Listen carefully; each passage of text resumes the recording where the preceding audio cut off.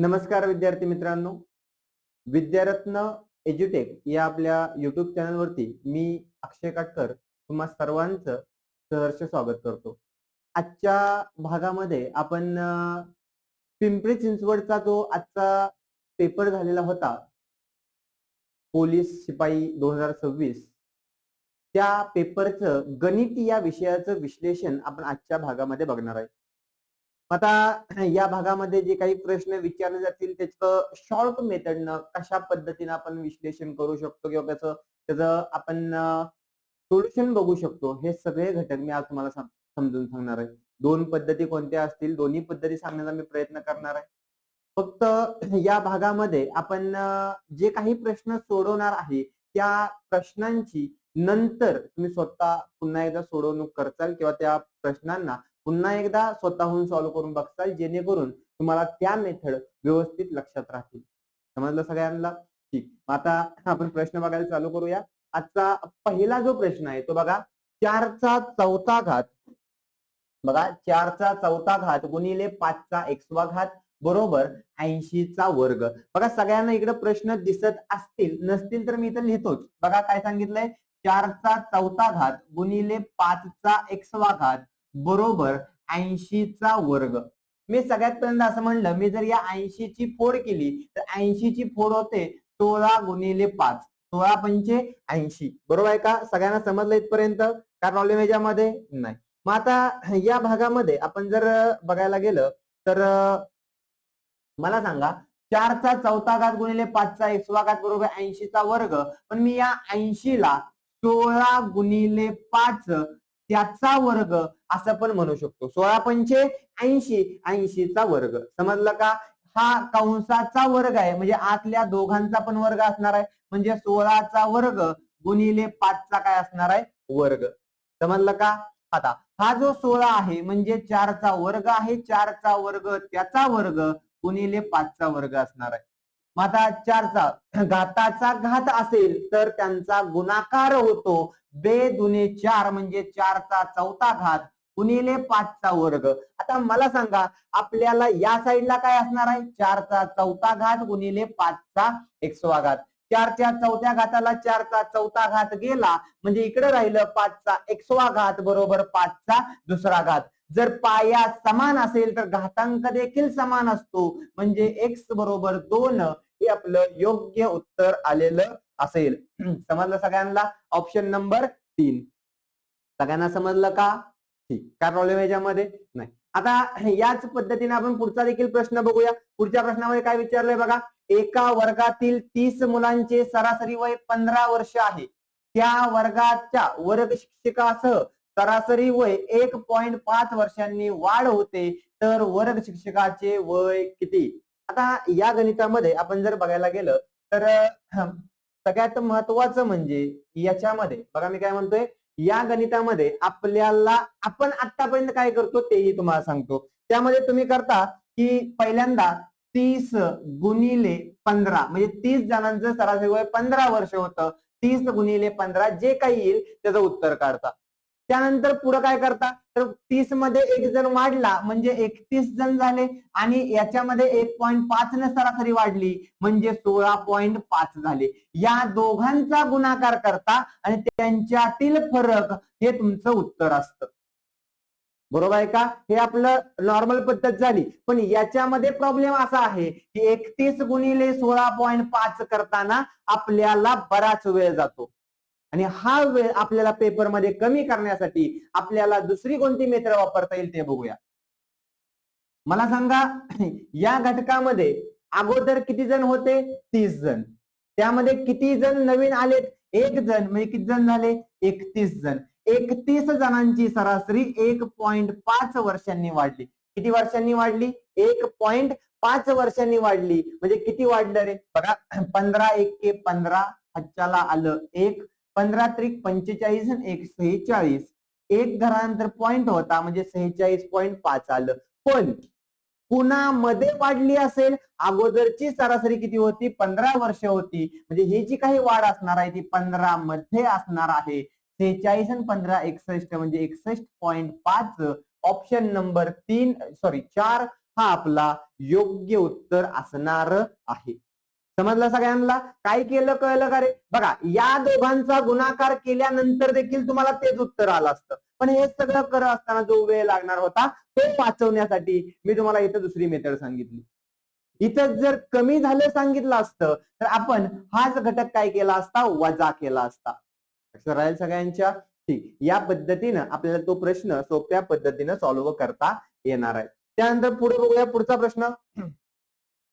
आपण जर पुढचा प्रश्न बघायला गेलं तर पुढे काय सांगितलंय बघा, एक मिनिट.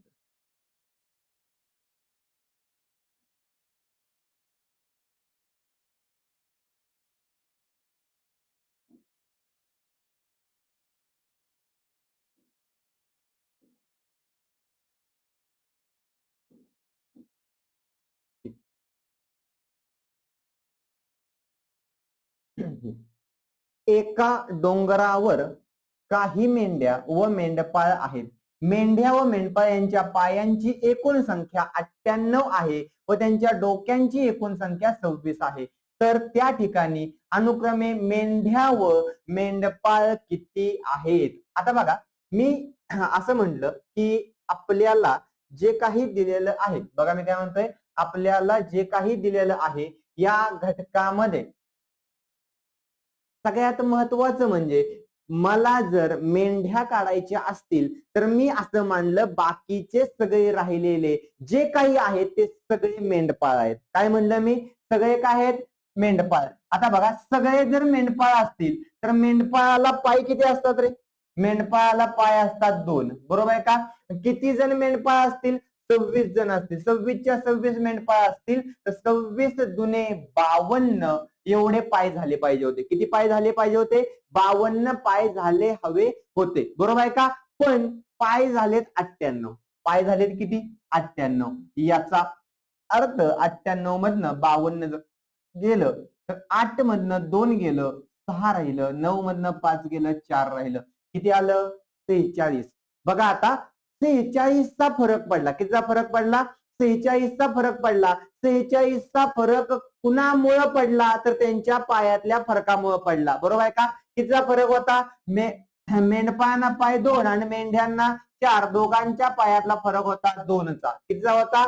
2चा. मग आता या घटकामध्ये 46ला जर 2 न भागलं तर उत्तर आलं 23, म्हणजे 23 मेंढ्या असणार आहेत. काय असणार आहेत? मेंढ्या. समजलं का सगळ्यांना? मग 23 जर मेंढ्या असतील तर 3 काय असणार आहेत? मेंढपाळ असणार आहेत.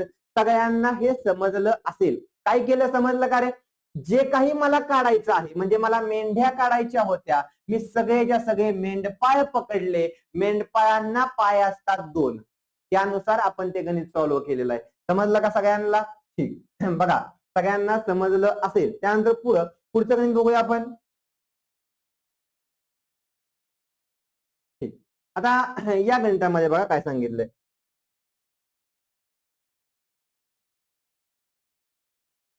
सगळ्यात महत्वाचं बघा, आता याच्यामध्ये जे काही सांगितलेलं आहे ते एका सांकेतिक भाषेत nice book, sorry, nice book हा शब्द 1 2 3 4 5 6 7 7 असा लिहिला. दुसऱ्या सांकेतिक भाषेत मोबाईल इरा हा शब्द 0 1 2 3 4 5 5 6 7 असा लिहिला. पहिल्या सांकेतिक भाषेतील सीबीआय दुसऱ्या सांकेतिक भाषेत कसा लिहिला जाईल? आता बघा काय लिहायचंय मला? सीबीआय, बरोबर आहे का? मला सांगा पहिल्यामध्ये सी किती नंबरला होतं? 3 नंबरला. इथं 3 नंबरला अंक आहे 3. किती आहे? 3. त्यानंतर पुढं बी किती नंबरला होतं? तर बी होतं या डबलच्या अगोदर, डबल 6 आहे त्याच्या अगोदर 5 आहे, म्हणजे बी साठी वापरलं होतं 5. किती वापरलं होतं? 5. आता आय आहे 2 नंबरला, 2 नंबरला 2 लिहिलं आहे, ते 2 मी इथं लिहिलं. सगळ्यांना समजलं का? काय प्रॉब्लेम ह्याच्यामध्ये? नाही. आता बघा 352 साठी आता खालच्या ह्याच्यामध्ये येऊया. 3 हा अंक 4 नंबरला दिलेला आहे. 4 नंबरला 1 2 3 4, 4 ला आय लिहिलेला आहे. मी इथं आय लिहिलं. काय लिहिलं इथं? आय. त्यानंतर 5, 5 कुठं आहे बघा? 5 डबल आहे, डबल इथं ई दिसतोय, याचा अर्थ 5 साठी ई दिलेला आहे. काय दिलेला आहे? ई. त्यानंतर 2 2 हा 3 नंबरला आहे, 1 2 3 म्हणजे बी आपलं उत्तर असलं पाहिजे. IEB ऑप्शन नंबर 1 हे माझं योग्य उत्तर असणार आहे. काय उत्तर आहे? IEB. समजलं का? बघा, पहिल्या ह्याच्यामध्ये काय होतं आणि दुसऱ्या ह्याच्यामध्ये काय होणार आहे असं आपल्याला विचारलं गेलेलं होतं. समजलं? ठीक. पुढचा प्रश्न बघूया.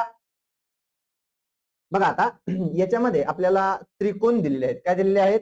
त्रिकोण. मग आता त्रिकोण दिलेले असताना आपल्याला त्यांनी असं सांगितलं की त्रिकोण मोजा. काय सांगितलं? त्रिकोण मोजा. त्रिकोण मोजणं सगळ्यात सोपं आहे. आपल्याला काय करायचं? त्यांना फक्त नंबर द्यायचे. काय द्यायचे? नंबर. आता नंबर दिले. नंबर इथं 1 2 3 4 5. पण हा त्रिकोण आहे इथं देखील 2 नंबर दिला. का? तर हे सेपरेट त्रिकोण बनतील. बरोबर आहे का? पण त्यांच्यासाठी तिथं 2 नंबर दिला. या सगळ्यांची जर बेरीज केली तर आपल्याला त्यांचं उत्तर येणार आहे. बघा, 1 2 3 4 5 आणि 2. 1 + 2 + 3 + 4 + 5 + 2. बरोबर आहे? 2 कोणतं? हे वरचं. या सगळ्यांची बेरीज केली. 2 आणि 1 3 आणि 3 6 आणि 4 10 आणि 5 15 आणि 2 17. याचा अर्थ ऑप्शन नंबर 2 हे आपलं योग्य उत्तर असलं पाहिजे. समजलं? काय प्रॉब्लेम ह्याच्यामध्ये? नाही. पुढचा प्रश्न बघा. काय सांगितले बघा पुढच्या प्रश्नामध्ये? पुढच्या प्रश्नामध्ये आपल्याला सांगितलं की 1 8 27 64.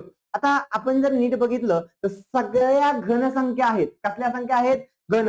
1 चा घन 1, 2 चा घन 8, 3 चा घन 27, 4 चा घन 64, 5 चा घन असणार आहे 125. किती असणार आहे? 125. ऑप्शन नंबर 4 हे आपलं योग्य उत्तर असलं पाहिजे. त्यानंतर पुढे बघूया. राम व श्याम यांना मिळालेल्या गुणांचे गुणोत्तर 7:3 आहे. गुणोत्तर किती आहे? 7:3 आहे. त्यांच्या गुणातील फरक 16 आहे. तर त्यांच्या गुणांची बेरीज किती? त्यांच्यातील फरक दिलाय. काय दिलाय? फरक. फरक किती सांगितला? 16. तर त्यांच्या गुणांची बेरीज किती? आता त्यांनी जे काही सांगितलंय तेवढंच मी करतो. त्यांनी सांगितला फरक. या दोघातला फरक होता 4चा. 7 - 3 किती आला फरक? 4चा. म्हणजे 4 ला सांगितलेला आहे 16. समजलं का? काय अडचण याच्यामध्ये? अजिबात नाही. पुढं त्यांनी काय सांगितलंय? त्यांची बेरीज किती? त्यांची बेरीज किती? मग आता 7 आणि 3 यांची काय पाहिजे मला? बेरीज. 7 आणि 3 10 म्हणजे 10 ला किती?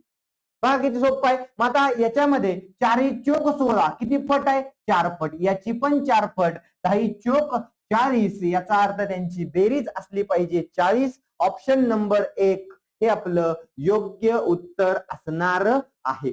समजलं का? किती सोपं होतं? समजलं? इथं जर एक्स वापरत बसला तर मात्र वेळ जाणार आहे. गरज नाही. पुढे बघूया. पुढचा प्रश्न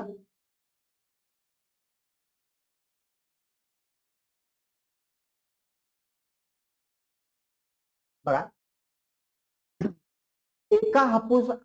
एक हापूस आंबा 50 रुपये या दराने रामभाऊंनी 4.5 डझन आंब्याची एक पेटी खरेदी केली. आता बघा, 4.5 डझन आंबे. 4.5 डझन आंबे म्हणजे किती झालेले? आता आपण बघूया. 1 डझन म्हणजे किती असतात? 1 डझन. 1 डझन म्हणजे 12 आंबे. किती आंबे असतात? 12. मग आता 4.5 म्हणल्यानंतर 4.5 गुणिले किती केलं पाहिजे? 12. 12 पंचे 60. ह्याच्याला आले 6.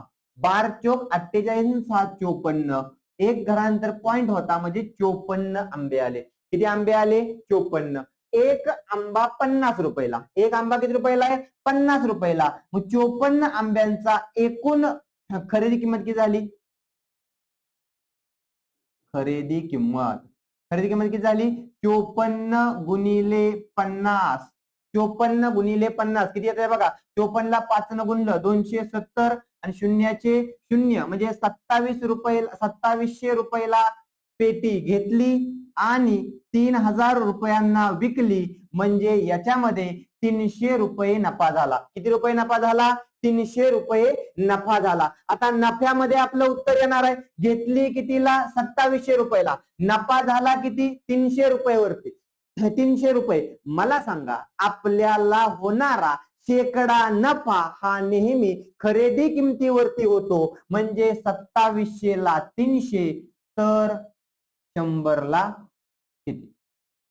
समजलं सगळ्यांना? काय प्रॉब्लेम याच्यामध्ये नाही. मग आता याच्यामध्ये आपण काय करू शकतो बघा, जो तिरका आहे तो गुणाकारामध्ये म्हणजे 100 गुणिले 300 भागिले 2700 या दोन शून्याला हे दोन शून्य गेले, 3 एके 3 3 नव्वे 27 100 भागिले 9 म्हणजे 11.11%. बर 11.11% काय झालेला असेल? नफा झालेला असेल. मग आता 11.11% नफा म्हणजे ऑप्शन नंबर 3 हे आपलं योग्य उत्तर असलं पाहिजे. पुढे बघूया पुढचा प्रश्न बघा.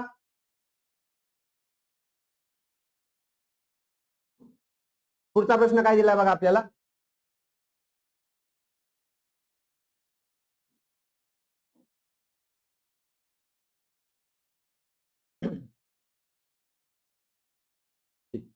आता बघा P वजा Q बरोबर 7 म्हणजे दोन संख्येतला फरक किती आहे? 7चा आणि त्या दोन संख्यांचा गुणाकार हा 170 आहे. मला काय करायचंय 170 ची अशी फोड करायची आहे की ज्यांच्या मधला फरक 7चा असेल. मी या दोघांची याची जर फोड केली तर फोड आली 10 गुणिले 17. किती आली? 10 गुणिले 17 यांच्यातला फरक होता 7चा. मला काय विचारलंय त्या दोघांची बेरीज 17 आणि 10 दोघांची बेरीज आली 27. Option number 2. समजलं? ठीक. पुढचा प्रश्न.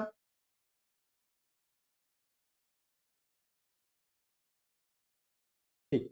बघा पुढचा प्रश्न काय सांगितलाय आपल्याला. स्थानिक किमतीवरती किरकोळ प्रश्न विचारलाय. स्थानिक किमतीवरती प्रश्न विचारलेला आहे. प्रश्न काय आहे बघू समजून घ्या.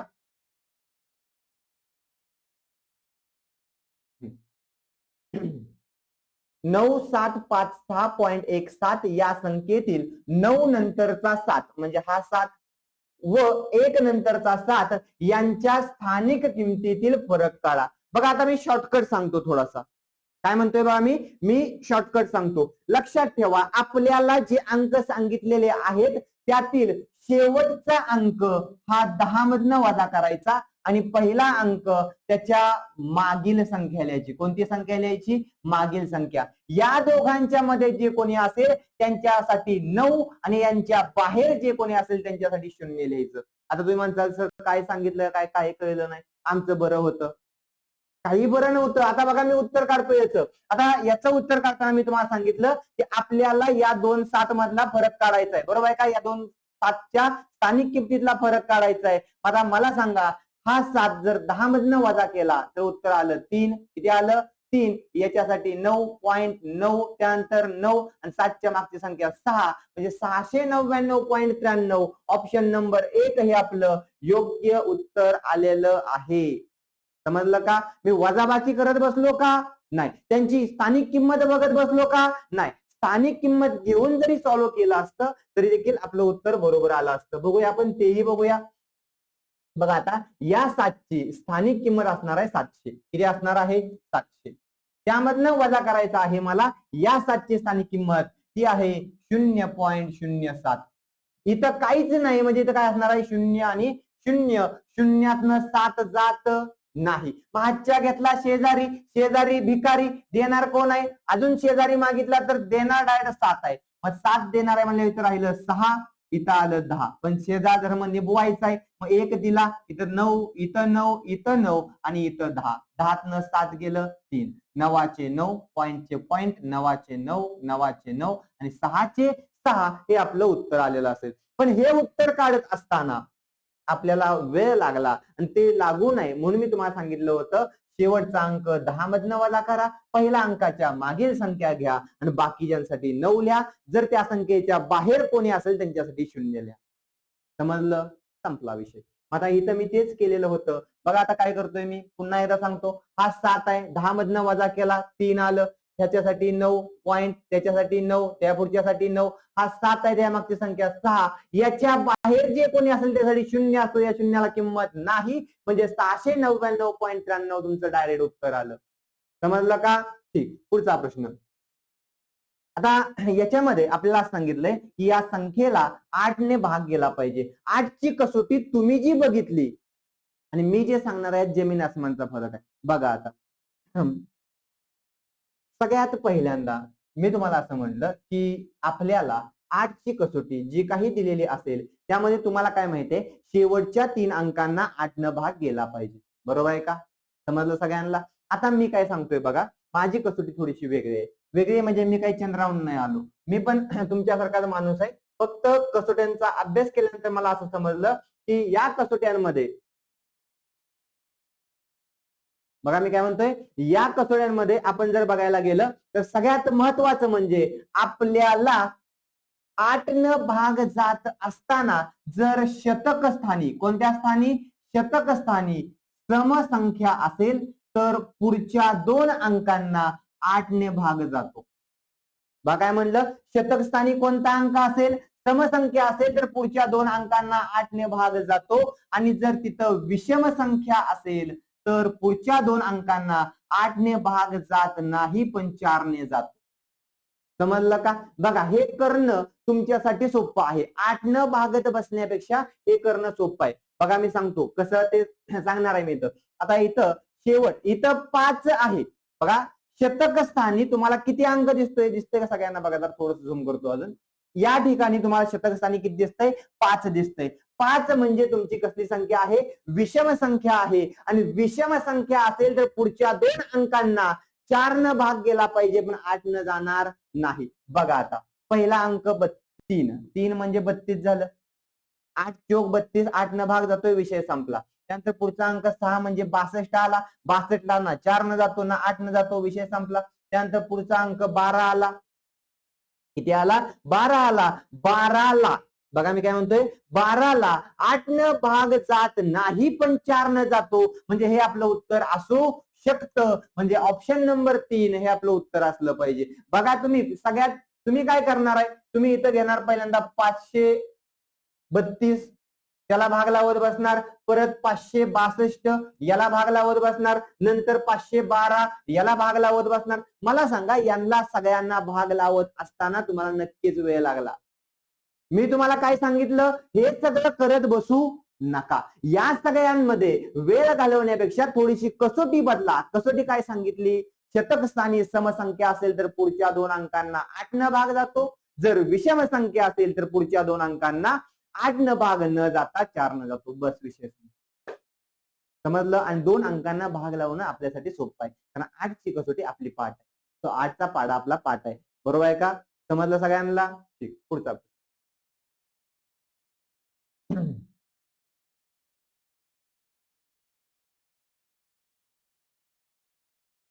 बघा आता काय सांगितलंय आपल्याला. आपल्याला सांगितलंय खालील अपूर्णांक चढत्या क्रमाने लिहिल्यावर मध्यभागी कोणता अपूर्णांक येईल?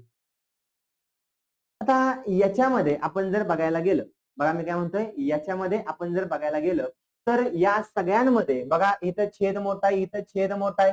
बरोबर आहे का? इथं पण छेद मोठा आहे, इथं मात्र अंश मोठा आहे. हा सगळ्यात मोठा झाला. हा कसा झाला? सगळ्यात मोठा झाला. सगळ्यांना इथपर्यंत समजलं असेल. समजलंय का? काय प्रॉब्लेम ह्याच्यामध्ये नाही. आता आपल्याला बाकीच्या राहिलेल्या घटकांमध्ये बघा मी काय म्हणतोय, बाकीच्या राहिलेल्या घटकांमध्ये आपल्याला त्यांचं उत्तर काढायचं. आपल्याला त्यांचं काय काढायचं आहे? उत्तर काढायचं आहे. मला सांगा सगळ्यांमध्ये या तिघांमधलं मी डायरेक्ट सांगतो तुम्हाला उत्तर कसं काढायचं. डायरेक्ट बघा आता तिथं आहे 3/5, दोघांमधला फरक 2चा, छेद मोठा. त्यानंतर पुढे आहे 4/6, छेद मोठा, दोघांचा फरक 2चा. त्यानंतर 5/7, छेद मोठा, दोघांतला फरक 2चा. असं जर असेल, फरक समान आहे आणि छेद मोठा आहे असं जर तुम्हाला दिसलं तर लक्षात ठेवा, जो मोठा तो मोठा, जो लहान तो लहान. म्हणजे याचा अर्थ या सगळ्यांमध्ये लहान कोण असेल तर 3/5 असेल. या सगळ्यांमध्ये लहान कोण असेल? 3/5 असेल. आता मला काय शोधायचं आहे? एक मिनिट. काहीतरी चुकतंय. 2 मिनिटं.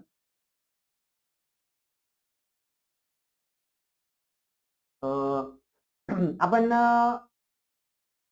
या पद्धतीने जर केलं, तुम्हाला दुसरी पद्धत सांगतो, अजून एक सोपी. बघा, ही पद्धत आपण मी सांगितली होती त्या पद्धतीमध्ये आपल्याला अजून एकदा सॉल्व्ह करत बसावं लागलं असतं, आणि त्याच्या ऐवजी अजून सोपं थोडं सांगतो. बघा, थोडा वेळ गेला पण मला लवकर कळलं की याच्यामध्ये आपल्याला त्या पद्धतीनं वेळ लागू शकतो, म्हणून मी पद्धत लगेच बदलतो, त्या पद्धतीने सांगता. आता बघा काय म्हणतोय मी, इथे जे अंश दिसतात त्या सगळ्याला शून्य लावला. मी काय केला, सगळ्याला शून्य लावला. म्हणजे पहिलं जे 3 होतं त्याला मी 30 केलं. किती केलं, 30 केलं. आता बघा, 5 एक्के 5, 5 सक 30, किती आलं उत्तर, 6. याला शून्य लावला. 6 एक्के 6, 6 6 36 राहिलं, 4 परत 6 6 36.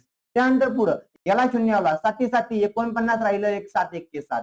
याला शून्य लावला, 15 दुने 30. त्यानंतर याला शून्य लावला, 80 म्हणजे 8 9 9 8 72, 8.8 आलं. आता मला सांगा, आपल्याला काय पाहिजे, मधला अंक पाहिजे. कसला पाहिजे, मधला. मला सांगा, सगळ्यात लहान हा दिसतोय, त्यापेक्षा मोठा हा दिसतोय, त्यापेक्षा मोठा हा दिसतोय, म्हणजे 5/7 हा तुमचा मधला अंक असला पाहिजे. Option number 2.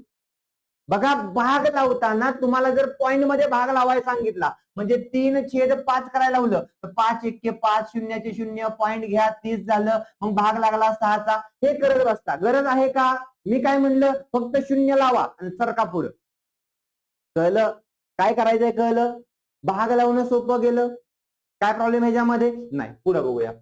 बघा, या पद्धतीने मला असं वाटलं की तुम्हाला लवकर कळेल, म्हणून मी ही पद्धत सांगितलेली आहे. पुढे बघूया.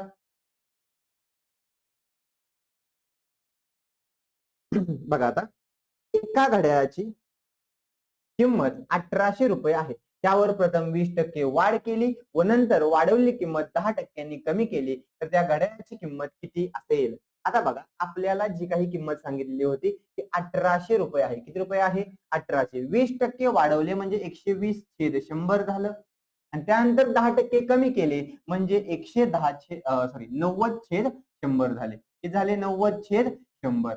या सगळ्यांचा गुणाकार जर केला तर या 2 शून्याला हे 2 शून्य गेले आणि या 2 शून्याला हे 2 शून्य गेले. समजलं सगळ्यांना? ठीक. आता या सगळ्यांमध्ये जर गुणाकार करत आपण बसलो तर 18 गुणिले 9, 18 9 162 गुणिले 12 करायचा आहे आपल्याला. 12 दुने 24 म्हणजे शेवट 4 येते. बघा, मी काय म्हणलं, इथं 2 आहे, इथं 2 आहे, 2 गुणिले 2 4. या सगळ्यांमध्ये 4 कुठं आहे? एकच ऑप्शन आहे. मी गुणाकार करत बसलोय का? नाही, डायरेक्ट उत्तर काढलं. समजलं का? इथं जरी केलं असतं तरी चाललं असतं. 8 गुणिले 2 गुणिले 9 नाही, 0 येतं. बरोबर आहे का? शून्याला शून्य जाणार होता, म्हणजे 9 राहिलेलं होतं. बरोबर आहे. म्हणजे आपल्याला उत्तर काय आलं? 1944. मी गुणाकार करत बसलेलो नाही, वेळ घालवला नाही, डायरेक्ट ऑप्शन आलो. ठीक. पुढचा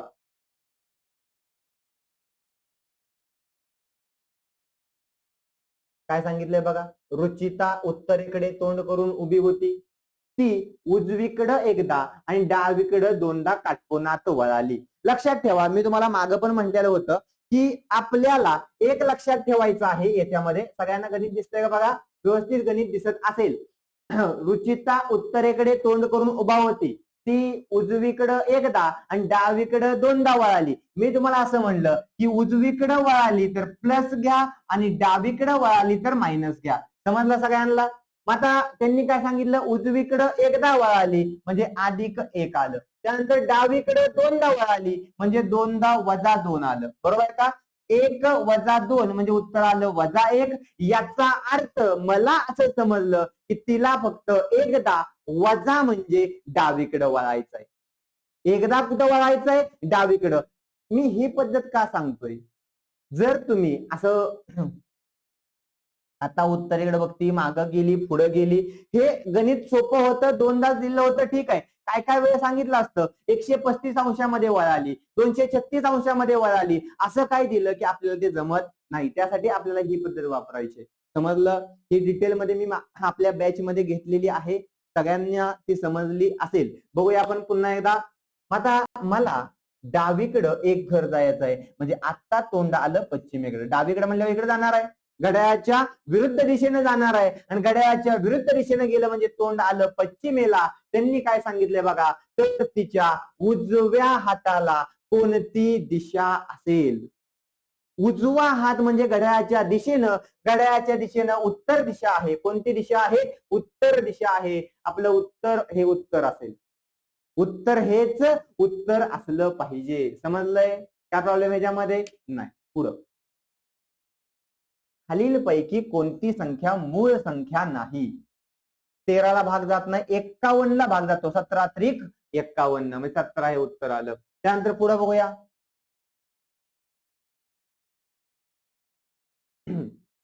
आता काय सांगितलं बघा, सचिनने उद्योगासाठी बँकेकडून 60,000 रुपये कर्ज घेतले. 4 वर्षानंतर त्याने 80,400 रुपये बँकेला देऊन तो कर्जमुक्त झाला. तर बँकेचा व्याजदर काढा. आता बघूया आपण व्याजदर काय आहे तो. खूप सोपं आहे हे देखील. आपल्याला सगळ्यात पहिल्यांदा व्याज किती लागलं हे माहित असलं पाहिजे. बरोबर आहे का? म्हणजे 60,000 रुपये व्याज, 60,000 रुपये त्यानं उसनं घेतलं. किती घेतलं? 60,000 रुपये. बरोबर आहे का? आणि माघारी किती दिलं? माघारी दिलं 80,400. किती दिलेलं आहेत?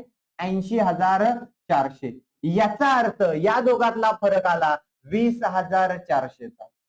किती आला? 20,400चा. हे जे होतं हे आपलं व्याज असेल, कारण 60,000 ही तुमची मुद्दल होती, तर 80,400 ही तुमची रास होती. रास मधून मुद्दल वजा केली तर आपल्याला व्याज मिळतं. व्याज आलं 20,400. आपला फॉर्म्युला आहे सरळ व्याज बरोबर क द म.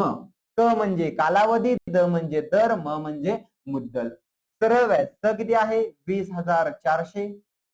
क म्हणजे कालावधी आहे 4 वर्ष. दर आपल्याला काढायचा आहे म्हणजे x भागिले 100 गुणिले मुद्दल आहे 60,000. इथं 60,000 घेतलं. या 2 शून्याला हे 2 शून्य गेले. आता इथं 4 आणि 600 गुणाकारामध्ये, इकडे आलं भागाकारामध्ये, म्हणजे 20,400 भागिले 4 गुणिले 600 हे उत्तर आलेलं आहे. 2 शून्याला 2 शून्य गेले. 4 एक्के 4, 4 पंचे 20, 4 एक्के 4, 6 एक्के 6, 6 8 48, राहिलं 3. पॉइंट घेतला 6 पंचे 30 म्हणजे 8.5 हे आपलं योग्य उत्तर असलं पाहिजे. समजलंय का? काय असलं पाहिजे? योग्य उत्तर काय असलं पाहिजे? 8.5. समजलं आहे का? काय प्रॉब्लेम याच्यामध्ये? नाही. पुढचा प्रश्न बघूया काय आहे. पुढच्या प्रश्नामध्ये आपल्याला काय दिलंय बघा.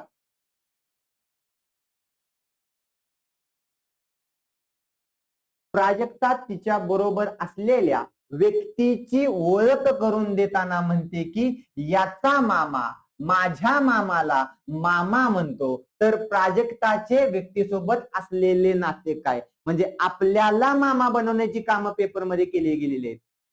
काय म्हणलं बघा, मी त्यांनी काय सांगितलंय? हिचा मामा माझ्या मामाला मामा म्हणतो. आता मामा म्हणजे काय असतो?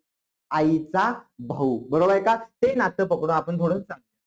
बघा मी काय म्हणतोय, आईचा भाऊ हे नातं थोडंसं पकडून आपण चालूया. मग आता काय येतंय उत्तर हे बघूया. बघा काय सांगितलं तिनं? याचा मामा माझ्या मामाला मामा म्हणतो. कुणाचा मामा? तिचा मामा. बरोबर आहे का? ती जी व्यक्ती आहे, ती व्यक्ती इथं लिहिलं मी, ती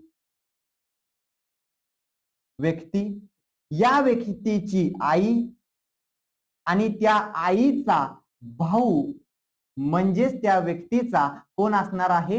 मामा असणार आहे. समजलं सगळ्यांना? ठीक. आता थोडस प्राजक्ताकडे जाऊया. प्राजक्ताचं काय सांगितलंय बघा. ही प्राजक्ता, बरोबर आहे का? मग आता प्राजक्ताची आई, बरोबर आहे का? प्राजक्ताची आई आणि तिचा भाऊ. बघा मी काय म्हणतोय, तिचा भाऊ. आता यांनी काय सांगितलंय, तर हे काय करतो? हिचा मामा, हिचा मामा म्हणजे हा, याला मामा म्हणतो. याला काय म्हणतो? मामा. याचा अर्थ, आता हे थोडस बाजूला ठेवतो मी, पुन्हा एकदा नंतर सांगतो. याचा मामा कोण असणार आहे रे? याचा मामा म्हणजे आईचा भाऊ. बरोबर आहे का? म्हणजे याची आई, भावाची आई आणि त्याचा कोण असणार आहे? भाऊ. म्हणजे काय झाला? याचा मामा. आणि हा जो आहे हाच प्राजक्ताचा देखील मामा आहे. हाच कुणाचा मामा आहे? प्राजक्ताचा देखील मामा आहे. म्हणजे याचा अर्थ, बघा मी काय म्हणतोय, म्हणजे याचा अर्थ आपल्याला असं समजलं हा भाऊ म्हणजे प्राजक्ताचा काय आहे, मामा आहे. आता हा मामा आहे म्हणजे ही आई झाली, हे कोण झाली, आई झाली. म्हणजे हे सगळे भाऊ झाले, बरोबर आहे का. हे काय झाले, भाऊ झाले. म्हणजे आता सांगा त्या व्यक्तीची आई म्हणजे प्राजक्ता असू शकते. म्हणजे इथं आई आणि मुलगा हे नातं असणार आहे. कोणतं नातं असणार आहे, आई आणि मुलगा. बऱ्याच जणांना समजलं नसेल, मी पुन्हा एकदा व्यवस्थित एक्सप्लेन करण्याचा प्रयत्न करतो. बघा मी काय म्हणतोय, आपल्याला मामा बनवायचं नाही किंवा बनायचं पण नाही. सगळ्यात महत्वाचं जे काही दिलेलं आहे त्यामध्ये बघा आपल्याला काय सांगितलं की पहिली गोष्ट अशी की प्राजक्ताचा जो काही मामा असेल त्या मामाला त्या पोराचा जे व्यक्तीचा मामा म्हणतो. आता ती व्यक्ती त्या व्यक्तीचा मामा, बरोबर आहे का. त्या व्यक्तीचा कोण लिहिला मी इथं डायरेक्ट, मामा, बरोबर आहे का. हा कुणाला मामा म्हणतो, प्राजक्ताच्या मामाला मामा म्हणतो, बरोबर आहे का. म्हणजे याचा मामा जो आहे तो प्राजक्ताचा देखील मामा आहे. याचा मामा जो आहे तो कोण आहे, प्राजक्ताचा देखील मामा आहे. आता मला सांगा, दोघांचा मामा एकच झाला. दोघांचा मामा काय झाला, एकच झाला. म्हणजे हे दोघं बहीण भाऊ झाले. हे दोघं कोण झाले, बहीण भाऊ झाले. आणि ही जी व्यक्ती आहे ती या व्यक्तीची मुलगी किंवा मुलगा असू शकतो. तेव्हाच हा मामा बनणार आहे, बरोबर आहे का. कारण त्याची बहीण दिसते, ही प्राजक्ता ही मुलीचं नाव आहे. मुलीचं नाव आहे म्हणजे हा जर मामा, याला जर मामा बनवायचा असेल तर आपल्याला हे लक्षात आलं पाहिजे की हा जो आहे तो हिचा भाऊ आहे. म्हणजे या दोघांचं नातं काय असणार आहे, आई आणि मुलगा. आई आणि मुलगा, समजलं का. ठीक. परवा गुरुवार आहे, उद्या 4 तारीख आहे. बघा आता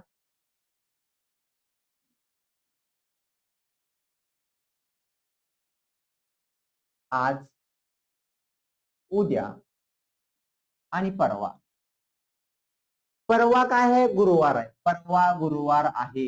मग आज कोणता वार असेल, उद्या बुधवार आणि आज मंगळवार. त्यानंतर सांगितलं उद्या 4 तारीख आहे. उद्या 4 आहे म्हणजे आज 3च तारीख आहे. आज किती तारीख आहे, 3 तारीख आहे. त्यांनी काय सांगितलंय, पुढच्या मंगळवारी. आज मंगळवार आहे, बरोबर. आज 8 दिवसा म्हणजे 7 दिवसानंतर. 7 आणि 3 10 म्हणजे तारीख आलेली आहे 10. समजलं का, काय अडचण ह्याच्यामध्ये नाही, सगळ्यांना समजलं असेल. बघा या मंगळवारी 3 तारीख असेल तर पुढच्या मंगळवारी 10 तारीख असली पाहिजे. समजलं. पुढचा,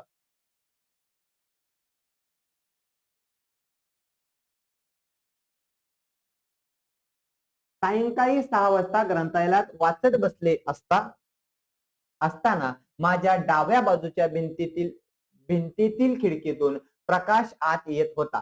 आता सायंकाळी वाचत बसले असताना म्हणजे याचा अर्थ मला सांगा, सायंकाळी सूर्यप्रकाश हा पश्चिमेला असणार आहे. कोणत्या साईडला असणार आहे, पश्चिमेला असणार आहे. आणि पश्चिम दिशा ही त्या व्यक्तीची डावी बाजू होती. कोणती बाजू होती, डावी बाजू होती, बरोबर आहे का. आता मला सांगा, माझी डावी बाजू, बघा माझी डावी बाजू म्हणजे ही आहे, बरोबर आहे का. मी ही जर बाजू पश्चिम असेल म्हणजे ही झाली पश्चिम दिशा. म्हणजे आता माझं तोंड उत्तरेला असेल. माझं तोंड कुठं असेल, उत्तरेला असेल. बस त्यांनी काय विचारले पुढं, जर ग्रंथालयाचे मुख्य द्वार पूर्वेत असेल तर वाचताना माझे तोंड कोणत्या दिशेला होतं. बघा आता डावी बाजू इकडं असेल तर तोंड उत्तरेला झालं. म्हणजे ऑप्शन नंबर 1 हे योग्य उत्तर असलं पाहिजे.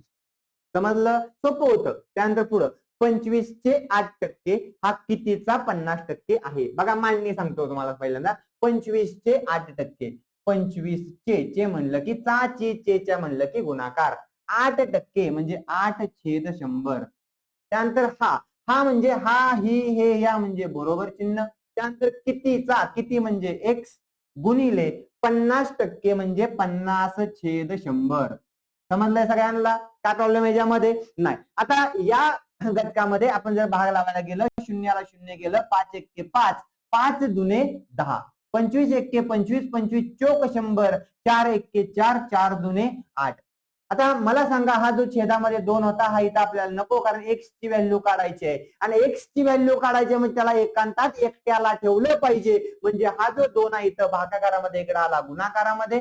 2 गुणिले 2 म्हणजे उत्तर आलं 4. बरोबर काय असणार आहे, किती आलं उत्तर आपलं, 4 ऑप्शन नंबर 1. त्यानंतर पुढे बघूया.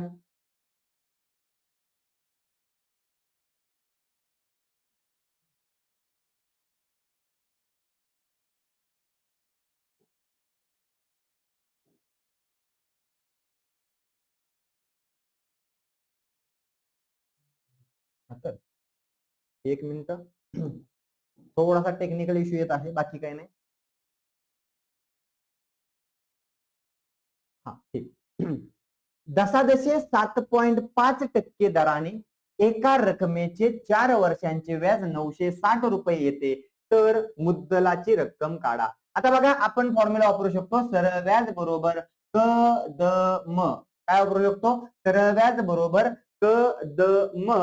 आता याच्यामध्ये मला सांगा, आपल्याला 7.5% दर दिलाय, 4 वर्ष कालावधी दिलाय आणि व्याज दिलंय 960. इथं आलं 960. त्यानंतर पुढं क म्हणजे कालावधी 4 वर्ष, दर आहे 7.5% आणि मुद्दल आपल्याला काढायचे म्हणजे तिथं एक्स लिहिलं. समजलं का? ठीक. इथं जर मी एक घर पुढे गेलो तर इथं झालं 75 आणि इथं आलं 1000. या दोघांना 25 ना भाग जाईल. 25 त्रिक 75, 25 चोक 100, शून्याचे शून्य. 4 एक्के 4, 4 एक्के 4, शून्याचे शून्य. मला एक्स ची व्हॅल्यू काढायची, त्याला एकांतात ठेवला. हे बाकीचं इथं गुणाकारामध्ये आणि भागाकारामध्ये. इकडं आलं गुणाकार, उलट होईल. बरोबर आहे का? म्हणजे 960 गुणिले 10 भागिले 3 बरोबर एक्स असेल. 3 एक्के 3, 3 त्रिक 9, 3 दुने 6, शून्याचे शून्य. म्हणजे 3200 हे आपलं योग्य उत्तर असणार आहे. Option number 4. समजलं? काय अडचण याच्यामध्ये नाही. पुढचा प्रश्न बघूया आपण.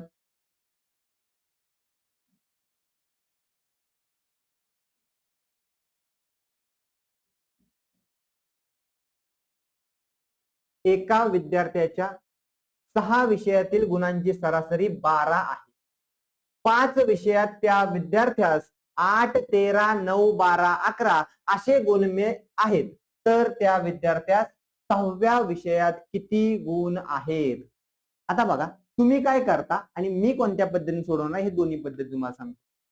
पहिली गोष्ट, त्यांनी असं सांगितलंय की 12 विषयात किती गुण आहेत, सॉरी 6 विषयात किती गुण आहेत? 12. सरासरी 12 गुण म्हणजे एकूण गुण किती झाले 6 विषयातले? असं तुम्ही काढणार. एकूण बरोबर 12 गुणिले 6, 12 72 झालं. बरोबर आहे? 12 किती झालं? 72. म्हणजे या सगळ्यांची बेरीज किती आली पाहिजे? 72. म्हणजे 8 अधिक 13 अधिक 9 अधिक 12 अधिक 11 अधिक राहिलेला 6वा विषय एक्स बरोबर असणार आहे 72. या सगळ्यांची बेरीज केली. बेरीज किती येते बघूया आपण. 11 आणि 9 20, 12 आणि 8 20, 20 आणि 20 40, 40 आणि 13 किती झालं? 53. 53 अधिक एक्स बरोबर 72. म्हणजे एक्स बरोबर 72 वजा 53. उत्तर असेल 19. किती असणार आहे? 19. Option number 1. आता हे झालं तुमची नॉर्मल पद्धत. मी असं म्हणलं की माझा जो बेस आहे तो आहे 12. आता याच्यामध्ये 12 ला 8 ला 12 होण्यासाठी 4 कमी आहे म्हणजे वजा 4. 13 म्हणजे 1 जास्त आहे. 9 म्हणजे 3 कमी आहे आणि 12 म्हणजे त्याचा विषय नाही, 12च आहे. 11 म्हणजे 1 कमी आहे. बरोबर आहे का? या 1 ला हे 1 केलं, वजा 3 आणि वजा 4, याचं उत्तर आलं वजा 7. म्हणजे आता जी काही संख्या असणार आहे ती 12 पेक्षा 7 ने पुढे पाहिजे. हे काय होत्या? 7 न मागे होत्या, ती 7 न पुढे पाहिजे. 12 आणि 7 19. माझं डायरेक्ट उत्तर आलं. कळलं का रे? काय केलं कळलं का? किती वेळ लागला हे सगळं करायला आणि हे करायला? किती वेळ लागला कळतंय? ठीक. पुढचा प्रश्न बघूया.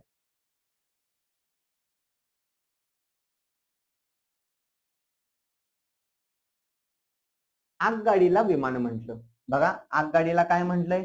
विमान म्हटलं. त्यानंतर विमानाला जहाज म्हटलं. त्यानंतर जहाजाला समुद्र म्हटलं. समुद्राला आकाश म्हटलं आणि आकाशाला सूर्य म्हटलं. तर जहाज कोठे हाकारले जाईल? जहाज हे समुद्रात हाकारलं जातं. बरोबर आहे का?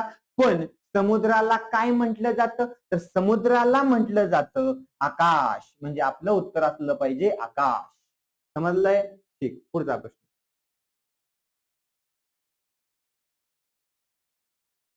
खालील आकृतीत एकूण चौकोन किती? बघा याच्यामध्ये आपल्याला चौकोन आणि चौरस या दोघांचं गणित विचारलं जातं.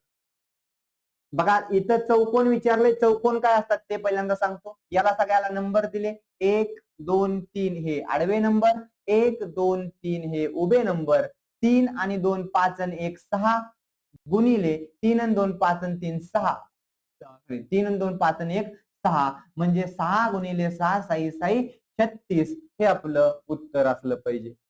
समजलंय? हे जे आहेत हे आले चौकोन. काय आले? चौकोन. मला जर चौरस काढायला विचारलं, काय काढायला विचारलं? चौरस. चौरस म्हणजे सर्व बाजू समान असतात, हे तर आपल्याला माहिती आहे, बरोबर आहे का? चौरसाचा फॉर्म्युला बाजूंचा वर्ग असतो. बाजूंचा काय असतो? वर्ग असतो. म्हणजे दोघांचा कुठल्या तरी गुणाकार असणार. काय असणार? दोघांचा गुणाकार असणार आहे. मग आता याच्यामध्ये या 3चा आणि 3चा, या 2चा आणि 2चा आपल्याला गुणाकार करायचा आहे. 3 त्रिक 9 अधिक 2 दुने 4 अधिक जे काही राहिलेलं असेल त्यातली मोठी संख्या राहिलं 1. 9 1 10 4 14 हे आपलं उत्तर असेल चौरसाचं. कशाचं? चौरसाचं. समजलंय? ठीक. पुढं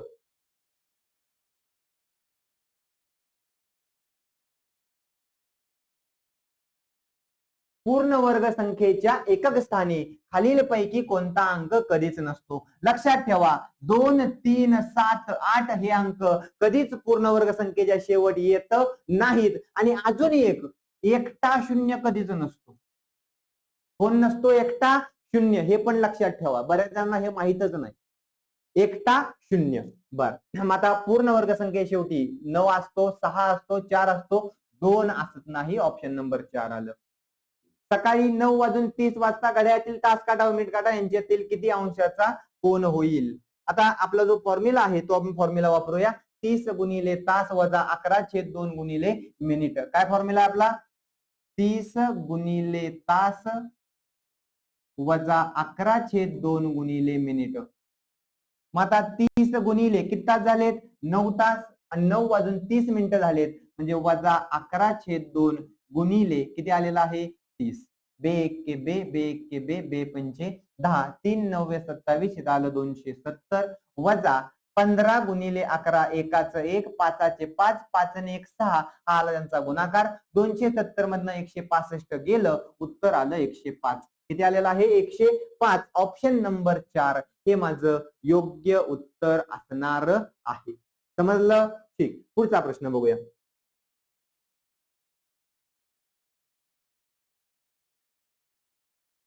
बघा आता काय सांगितलंय? 5 मुले एका रांगेत बसलेली आहेत. राजेश हा संदीपच्या डाव्या बाजूस बसलेला आहे. बघा लक्षात ठेवा, गणित सोडवत असताना मग ते गणित असू, बुद्धिमत्ता असू, नाही तर अजून काय असू, गणिताचं डाव की आपलं डाव? गणित कोण सोडवतंय? तुम्ही सोडवताय. म्हणजे तुमच्यानुसार गणित चाललं पाहिजे का गणितानुसार तुम्ही चालला पाहिजे? तर गणितानुसार तुम्ही नाही, तुमच्यानुसार गणित चाललं पाहिजे. मग आता याच्यामध्ये तुमची डावी ती गणिताची पण डावी. समजतंय का? ठीक. आता बघा हे 5 जण आहेत. त्यांनी काय सांगितलंय? राजेश हा संदीपच्या डाव्या बाजूस बसलेला आहे.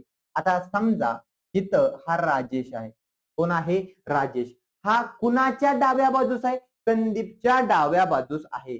संदीपची डावी बाजू म्हणजे संदीप हिता असेल तर त्याची डावी बाजू ही झाली, बरोबर आहे का? आणि संदेशच्या उजव्या बाजूस बसलेला आहे म्हणजे इकडं संदेश आला. इकडं इकडं इकडं कोण आला? संदेश आला. संदेशच्या उजव्या बाजूस बसलेला आहे. सगळ्यांना समजलं? काय प्रॉब्लेम ह्याच्यामध्ये? नाही. त्यानंतर पुढे काय सांगितलंय बघा. विपुल हा संदेशच्या डावीकडं कोण आहे? विपुल. मात्र पवनच्या उजवीकडं, पवन इकडं आला, पवनच्या उजवीकडं आहे. तर दोन्ही कडेला कोण बसलेला आहे? एक तर पवन आहे आणि दुसरा संदीप आहे. पवन आणि संदीप. Option number 1. समजलं? ठीक. पुढं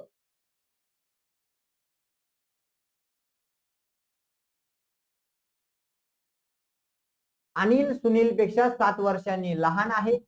म्हणजे याचा अर्थ असा झाला की अनिल आणि सुनील यांच्या वयातील फरक किती आहे? 7 वर्षांचा. मी असं लिहिलं, सुनील वजा अनिल यांचा फरक आहे 7 वर्षांचा. आणि नंतर त्यांच्या वयांची बेरीज म्हणजे सुनील अधिक अनिल आहे 43. सगळ्यांना पण समजलं. लक्षात ठेवा, असं जर गणित तुम्हाला कुठंही बघायला मिळालं तर एकच काम करायचंय. जर मोठ्याचं उत्तर काढायचं असेल तर त्या दोघांची बेरीज करा, भागिले 2 करा. जर लहानाचं उत्तर काढायचं असेल तर त्या दोघांची वजाबाकी करा, भागिले 2 करा. मला कुणाचं वय काढायचं आहे? अनिलचं. अनिल लहान आहे म्हणजे याचा अर्थ 43 वजा 7 भागिले 2. 43 मधून 7 गेलं, 36 राहिलं. 36 भागिले 2 म्हणजे 18 आलं. ऑप्शन नंबर 1 हे माझं योग्य उत्तर असलं पाहिजे. समजलं का? काय अडचण याच्यामध्ये नाही. काय केलं कळलं? जर मोठ्याचं पाहिजे असतं तर 43 अधिक 7 भागिले 2 केलं असतं. 43 आणि 7 50, 50 भागिले 2 म्हणजे 25. मला सांगा 25 आणि 18 मध्ये 7 वर्षांचा फरक येतो का? आलाच पाहिजे. आणि 25 आणि 18 यांचं मिळून 43 उत्तर येतं का? आलंच पाहिजे. समजलं का? ठीक. पुढं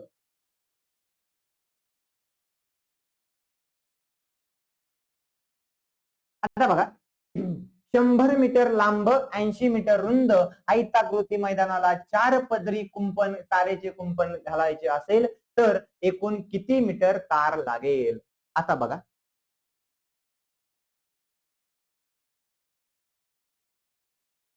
असं कुंपण आहे, बरोबर आहे का? ही साइड आहे 100 मीटर, मग ही पण 100 मीटर असेल आणि ही आहे 80 मीटर, ही पण 80 मीटर असेल. सगळ्यांना समजतंय? एकदा जर कुंपण घालायचं असेल तर हे 100 2 वेळा आणि 80 2 वेळा येईल, बरोबर आहे का? मी एकदा कुंपण घालत असताना बघा, आता मी काय म्हणतोय, 2 कंसामध्ये 100 अधिक 80 येणार आहे. समजलं का? ठीक. एकदा कुंपण घालत असताना 100 आणि 80 180, 2 गुणिले 180 म्हणजे 360 आलं. ते झालं एका कुंपणाचं. आपल्याला 4 पदरी पाहिजे म्हणून गुणिले 4. 36 चौक 144, शून्याचे शून्य, 1440 हे माझं योग्य उत्तर असलं पाहिजे. समजलं? ठीक. पुढं, रघु रिक्षात बसला तेव्हा मीटर भाडे 15 रुपये होते. किती रुपये होते? 15 रुपये. त्यानंतर प्रत्येक किलोमीटरला 3 रुपयांची वाढ होते. तर रघुने 22 किलोमीटर प्रवास केला तर त्याने रिक्षावाल्यास किती भाडे द्यावे लागेल? आता बघा, पहिल्या किलोमीटरला 15 रुपये होतं. पहिल्या किलोमीटरला किती होतं? 15 रुपये. राहिले किती किलोमीटर? प्रवास केला 22 किलोमीटर, म्हणजे अजून राहिलं 21 किलोमीटर जायचं. प्रत्येक किलोमीटरला वाढले 3 रुपये. 15 अधिक 21 त्रिक 63, 63 आणि 15 78. ऑप्शन नंबर 2 हे माझं योग्य उत्तर असलं पाहिजे. समजलं? ठीक. पुढचा प्रश्न बघा, आता याच्यामध्ये काय दिले बघूया.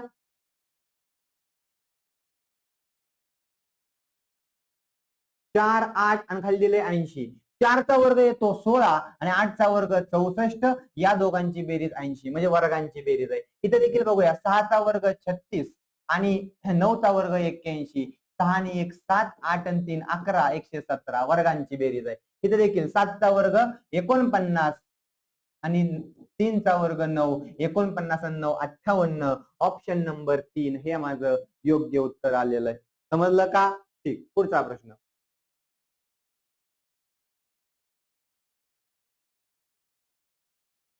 काय सांगितलंय? आता याच्यामध्ये आपण जर बघायला गेलं 7 6 4 5 यांचं गणित दिलेलं आहे. आता या सगळ्यांची जर आपण बेरीज केली तर 6 4 10, 10 5 15. बघा मी काय म्हणतोय, 6 4 10, 10 5 15, 15 आणि 7 किती आलेला आहे? 15 आणि 7 22 आलेला आहे. किती आलेला आहे? 22. 22 ची जर तिप्पट केली तर 22 त्रिक 66 हे माझं योग्य उत्तर असणार आहे. समजलं का? 22 त्रिक 66 आलंय का? आलंय. इथे देखील बघूया, 10 4 14, 2 16, 9 25. 25 ची तिप्पट केली 75 आली. आली का? आली. म्हणजे बेरीज करून त्यांची तिप्पट करायची. हे पण बघूया आपण. बघा आता 12 आणि 8 20, 20 आणि 6 26, 26 आणि 3 29, 29 गुणिले 3 करायचंय आपल्याला. 29 त्रिक 87. ऑप्शन नंबर 3 हे माझं योग्य उत्तर असणार आहे. समजलं? ठीक. पुढं सोपे प्रश्न आहेत सगळे. आपल्याला फक्त त्या पेपरमध्ये कसे सॉल्व्ह करायचे किंवा कशा पद्धतीने ते टॅकल करायचे हे समजलं पाहिजे, बाकी याच्यामध्ये काहीही दिलेलं नाही. आता बघा, 4 अंकी मोठ्यात मोठ्या समसंख्या. 4 अंकी मोठ्यात मोठी संख्या काय असते रे? 9 9 9 9 ही सगळ्यात मोठी झाली, पण ते सम आहे का? नाही. मग त्याच्या मागची सम असणार आहे, म्हणजे 9 9 9 8 ही झाली समसंख्या. 3 अंकी लहानात लहान विषम संख्या. 3 अंकी लहानात लहान संख्या आहे 100. विषम संख्या पाहिजे म्हणल्यानंतर काय असणार आहे? 101. या दोघांना काय विचारलंय? फरक. आता मला सांगा, 8 मधनं 1 गेलं, राहिलं किती? 7. 9 मधनं 0 गेलं 9, 99 मधनं 1 गेलं 98, 98 97. ऑप्शन नंबर 2 हे माझं योग्य उत्तर असणार आहे. एका दिवसात एकूण किती मिनिटे असतात? एका दिवसामध्ये बघा, आता एका तासात 60 मिनिटं असतात आणि एका दिवसात 24 तास असतात. 24 गुणिले 6 144, शून्याचे 0 म्हणजे 1440. Option number 3. समजलंय का रे? काय प्रॉब्लेम ह्याच्यामध्ये? एका दिवसात सांगितलंय. बरेच जण इथं 12 घेतील, 12 तास नसतात. 12 सक 72 म्हणजे 720 उत्तर काढून येतील. उत्तर ते असणार आहे का? नाही. का? तर आपल्याला अख्ख्या दिवसात सांगितलंय. दिवस हा 24 तासांचा असतो. समजलंय का? ठीक. याच्यामध्ये राहिलेला प्रॉब्लेम आहे का बघू द्या. नाही. पुढं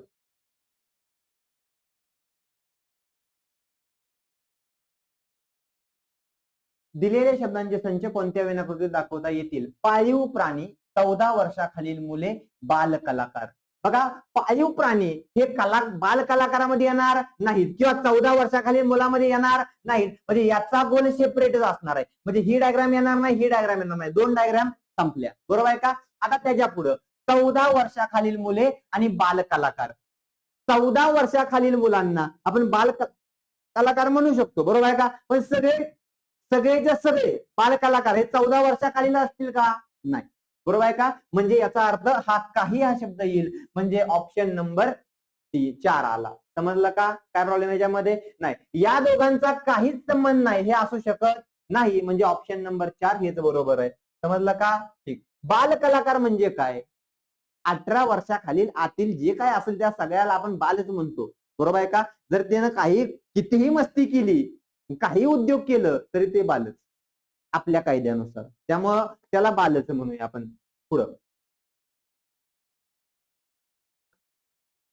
काही इंजिनियर नोकरी करतात. पंकज इंजिनियर आहे. बघा, काही इंजिनियर नोकरी करतात. मग आम्ही काय म्हणतोय? काही इंजिनियर नोकरी करतात. मी इथं असं म्हणलं की काही इंजिनियर नोकरी करतात. हे इंजिनियर आहेत आणि हे नोकरी आहे. त्यांनी सांगितले पंकज इंजिनियर आहे. मग आता पंकज इकडे पण असू शकतो किंवा पंकज या दोघांच्या असा पण असू शकतो. बरोबर आहे का? समजतंय सगळ्यांना? मग आता पहिलं वाक्य बघा, काही इंजिनियर नोकरी करत नाहीत. बरोबर आहे, काही करतात पण हे राहिलेले जे आहेत ते करत नाहीत, म्हणजे हे वाक्य काय आहे? बरोबर आहे. पंकज नोकरी करतो. आता नक्की सांगता येत नाही करतय का नाही करतय. बरोबर आहे का? सगळे इंजिनियर नोकरी करतायत का? नाही. काही इंजिनियर नोकरी करत नाहीत, त्यामध्ये असू शकतं, म्हणजे हे नक्की सांगता येणार नाही. पंकज नोकरी करत नाही हे पण सांगता येत नाही. का? तर हे करतंय का नाही करत आपल्याला माहितीये का? नाही. मग तेही सांगता येत नाही. सर्व नोकरी करणारे इंजिनियर आहेत, आपल्याला वरच सांगितलंय. काही जण करतात, सगळे करतात का? नाही. हे पण काय आहे? चुकीचं आहे. म्हणजे अनुमान 1 फक्त आपलं काय असणार आहे? बरोबर. फक्त अनुमान 1 बरोबर आहे. समजलं? काय प्रॉब्लेम याच्यामध्ये? नाही. पुढचा प्रश्न बघूया.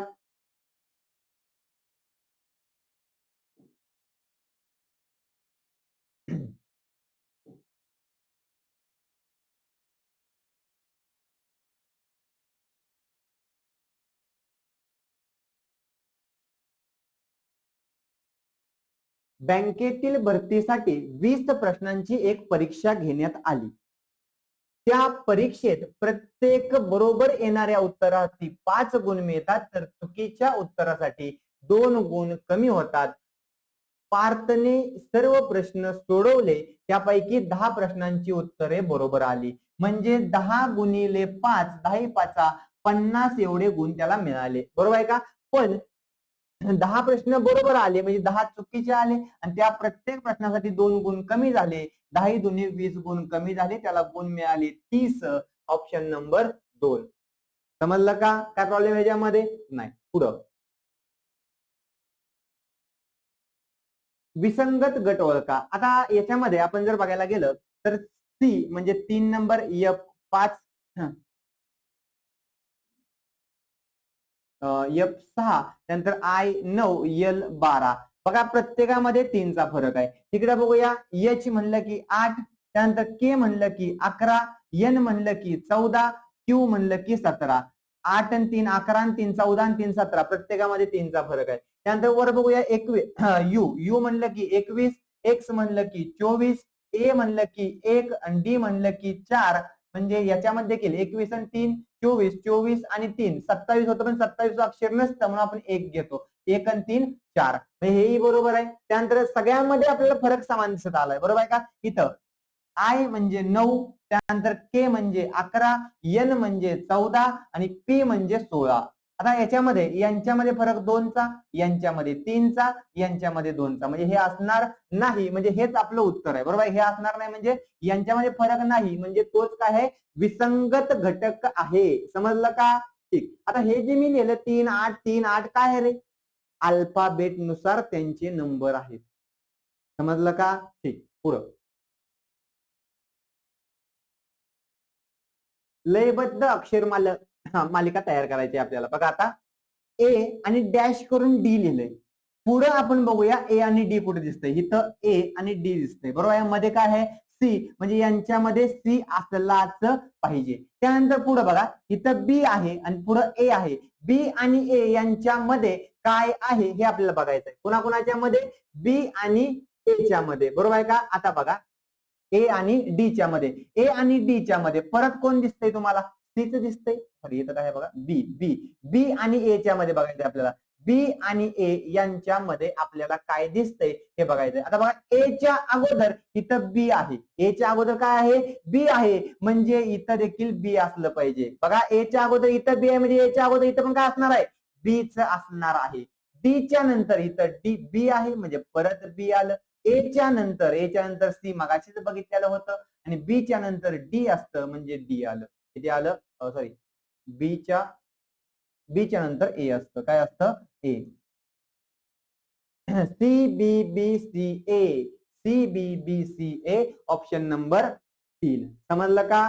काय सांगितलं पुन्हा एकदा बघा, यामध्ये आपल्याला सगळ्यात महत्वाचं ए च्या नंतर आणि डी च्या अगोदर सी दिसतं इथं, म्हणून आपण इथं सी घेतलं.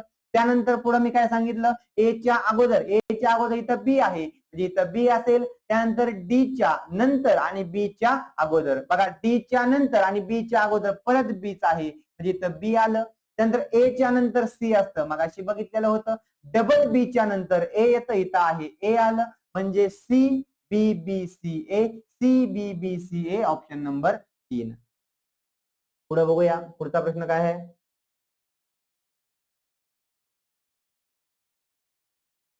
खालीलपैकी सर्वात लहान अपूर्णांक कोणता?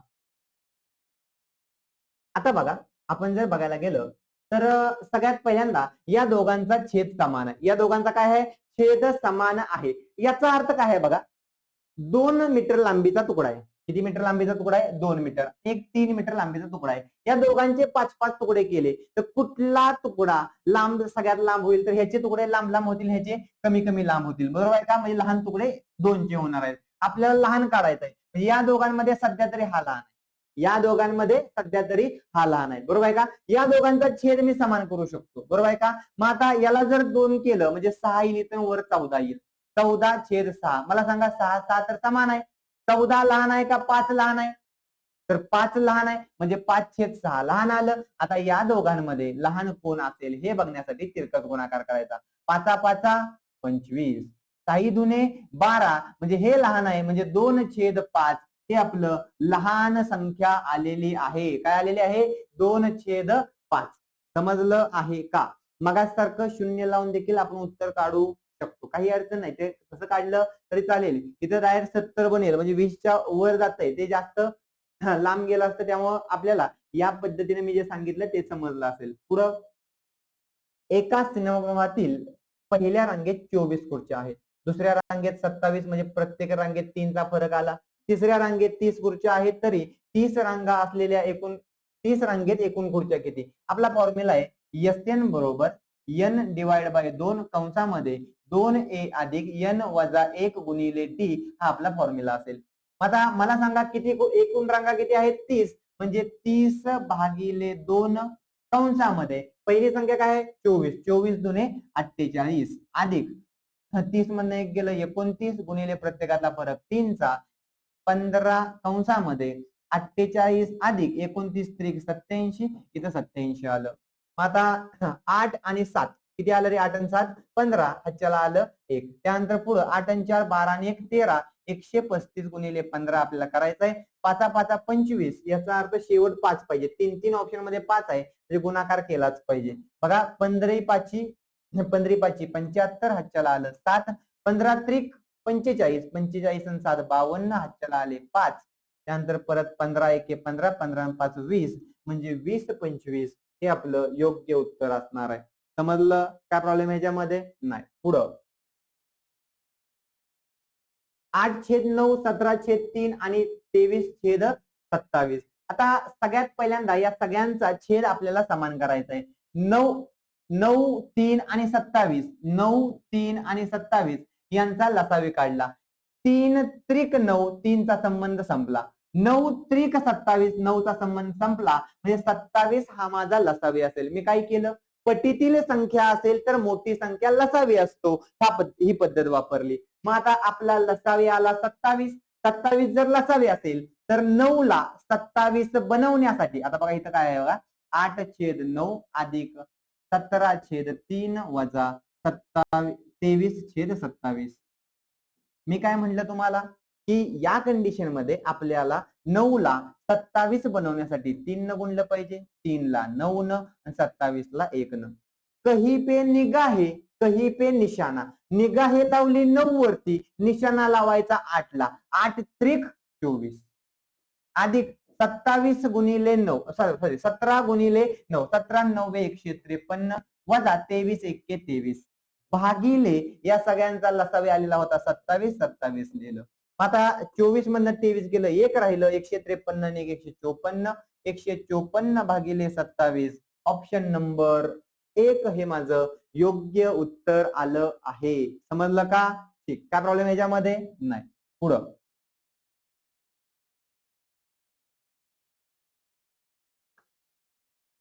अंक मालिकेतील पुढील पर्याय निवडा.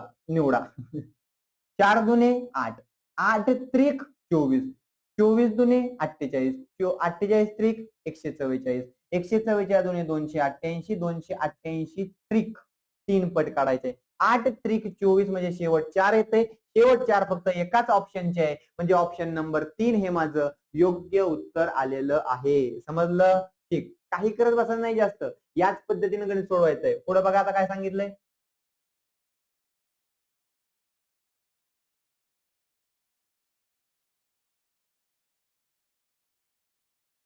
जय व अजय यांच्या आजच्या वयांचे गुणोत्तर 3:5 आहे. त्यांच्या आजच्या वयांची बेरीज 64 आहे. तर 4 वर्षापूर्वी अजयचे वय किती वर्ष होते? बघा आता मी यामध्ये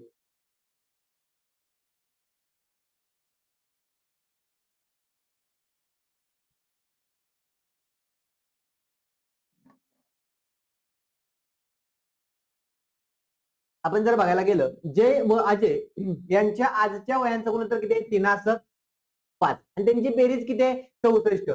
जर गुणोत्तर 3:5 दिले आणि बेरीज 64 दिली, मग यांची पण बेरीज केली पाहिजे. म्हणजे 5 आणि 3 किती आलं? 8. 8 ला दिलंय 64. एवढं तर कळतंय. काय प्रॉब्लेम याच्यामध्ये नाही. त्यानंतर त्यांनी काय सांगितलंय, तर 4 वर्षापूर्वी अजयचं वय काढा. अजय 2 नंबरला आहे. 2 नंबरचा गुणोत्तर आहे 5. 5 ला किती? बघा 8 8 64, 8 पट आहे. मग 8 45 म्हणजे आजचं वय आलं 40. 4 वर्षापूर्वी म्हणल्यानंतर त्यातनं 4 गेलं, राहिलं 36. ऑप्शन नंबर 2 हे माझं योग्य उत्तर असणार आहे. समजलं का? काय प्रॉब्लेम याच्यामध्ये नाही. पुढं एका वर्गातील 24 मुलांचे सरासरी वजन 40 वर्ष आहे. 36 मुलांचे सरासरी वजन 45 वर्ष आहे, तर वर्गाची सरासरी काढा. आता याच्यामध्ये बघा प्रॉब्लेम असा आहे की तुम्हाला एवढा मोठा गुणाकार करावा लागेल. तुम्ही म्हणताल सर काय करायचं तेही सांगतो. बघा त्यांनी काय सांगितलंय, 24 मुलांचं सरासरी वजन 40 वर्ष आहे, म्हणजे तुम्ही काय करणार, 24 गुणिले 40 अधिक 36 मुलांचं वजन 45 वर्ष, 36 गुणिले 45 भागिले पहिल्यांदा पहिली 24 मुलं आणि नंतरची 36 मुलं, या सगळ्यांचं आपल्याला उत्तर काढायला लागेल. सांगा मला पॉसिबल आहे का आपल्याला? पॉसिबल काही नाहीये असं नाहीये, सगळं पॉसिबल आहे, पण वेळ नक्कीच लागणार आहे. आणि एवढा वेळ आपल्या पेपरमध्ये नाही. उत्तर दुसरं कसं काढायचं बघा. आता इथं होती 24 मुलं, इथं होती 36 मुलं. बघा मी काय म्हणतोय, इथं होती 24 मुलं, इथं होती 36 मुलं. भाग लावला, 12 दुने 24, 12 त्रिक 36. विषय संपला. हे 2 मुलांसाठी, हे 3 मुलांसाठी गणित सोडवतो. बघा उत्तर काय येतंय. तुम्ही त्याचं उत्तर काढलं तरी तेच आलं पाहिजे. बघा आता 40 गुणिले 2, 40, 4 दुने 8 म्हणजे 80 अधिक किती होतं 45, 45 गुणिले 3 135 भागिले किती जण झाले रे, हे 3 जण आणि हे 2 जण, 3 आणि 2 5 जण, बरोबर आहे का. 135 अधिक 80 किती येते सांगा मला. 135 अधिक 80 215. 215 भागिले 5 जर केलं तर याचं उत्तर 5 1 5, 5 चोक 20 राहिलं 1, 5 त्रिक 15 म्हणजे 43 हे आपलं योग्य उत्तर असलं पाहिजे. सांगा मला किती वेळ लागला. काय काय बदल केला मी, फक्त इथं जे गुणोत्तर होतं ते गुणोत्तर चेंज करून घेतलं, बरोबर आहे का. इथं 24 मुलं दिलेली होती, इथं 36 मुलं दिलेली होती, दोघांमधली आपल्याला त्या पटीमध्ये समान पटीमध्ये कमी करून घेतली. मग इथं राहिली 2 मुलं आणि इथं राहिली 3 मुलं, तेवढ्यासाठीच गणित सोडवलं. मला सांगा हे सोपं आहे का हे सोपं आहे. 100% हे सोपं आहे. समजलं काय प्रॉब्लेम याच्यामध्ये नाही. पुढं एक मिनिट, याच्यामध्ये काय प्रॉब्लेम राहिलेत का. आहे आहे. विधान, हुशार व्यक्ती विचारवंत आहेत. शास्त्रज्ञ हे हुशार व्यक्ती असतात. म्हणजे शास्त्रज्ञ विचारवंत असू शकतात, बरोबर. त्यांनी काय सांगितले, हुशार व्यक्ती विचारवंत आहेत. म्हणजे सगळे थोडक्यात याचा अर्थ काय आहे, सर्व हुशार व्यक्ती विचारवंत आहेत. समजतंय का. आता याच्यामध्ये आपण असं पण काढू शकतो, हा हे जे आहे हे हुशार व्यक्ती आहेत आणि हे जे आहे हे विचारवंत आहेत. समजलं का. ठीक. त्यानंतर पुढे काय सांगितलंय, शास्त्रज्ञ हे हुशार व्यक्ती असतात. आता शास्त्रज्ञ ह्याच्यामध्ये आलं आतमध्ये, बरोबर आहे का. हे आलं शास्त्रज्ञ. त्यांनी काय सांगितलंय बघा, शास्त्रज्ञ हे विचारवंत आहेत. शास्त्रज्ञ हे विचारवंत आहेत हे बरोबर आहे. कोणतीही हुशार व्यक्ती शास्त्रज्ञ नाही. कोणतीही हुशार व्यक्ती शास्त्रज्ञ नाही असं होणार नाही. म्हणजे याचा अर्थ अनुमान नंबर 1 हे आपलं योग्य उत्तर असणार आहे. समजलं का. ठीक. पुढचा प्रश्न सगळ्यांना समजत असेल, सोपा आहे. ठीक. बघा आता काय सांगितलंय, JKLMNOPQ हे 8 लोक एका गोल टेबलाभोवती घड्याळाच्या काट्याच्या दिशेने समान अंतरावर चर्चा करत बसले असतील व P हा उत्तरेला बसला असेल तर L हा कोणत्या दिशेला आहे. तोंड विचारलेलं नाही, त्यांनी फक्त बसलेत म्हणून सांगितलंय, बरोबर आहे का.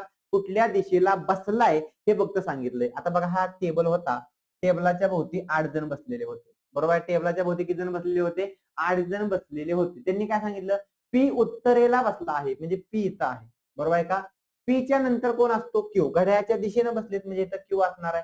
पहिल्यापासून जर लिहायचं म्हणलं तर इथं जे के एल एम एन ओ. आता यांच्यामध्ये आपल्याला विचारलं एल कोणत्या दिशेला असेल, तर एन आहे दक्षिण दिशेला. कोणत्या दिशेला, दक्षिण दिशेला एल असला पाहिजे.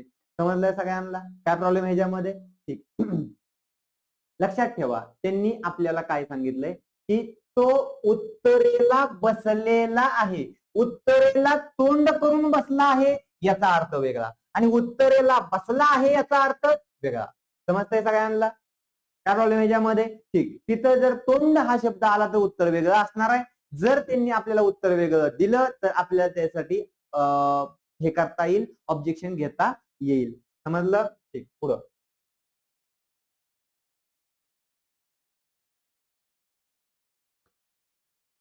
Link MKQO. आता बघा, LM एक न पुढं आहे, IK 2 न पुढं आहे, NQ 3 न पुढं आहे, KO 4 न पुढं आहे.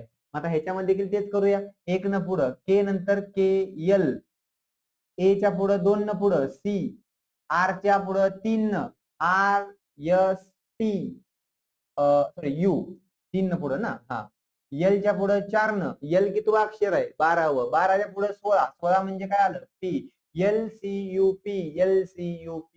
समजलं? ठीक. तर शेवटचा प्रश्न बघा काय सांगितलाय, एका सांकेतिक भाषेत ब्रिटिश हा शब्द CTLXISH या पद्धतीने लिहिला जातो. आता बघा, B च्या नंतर लगेच C येतं, बरोबर आहे का? नंतर पुढची संख्या R, RST 2 चा फरक आहे. त्यानंतर I च्या नंतर 12, 3 चा फरक आहे.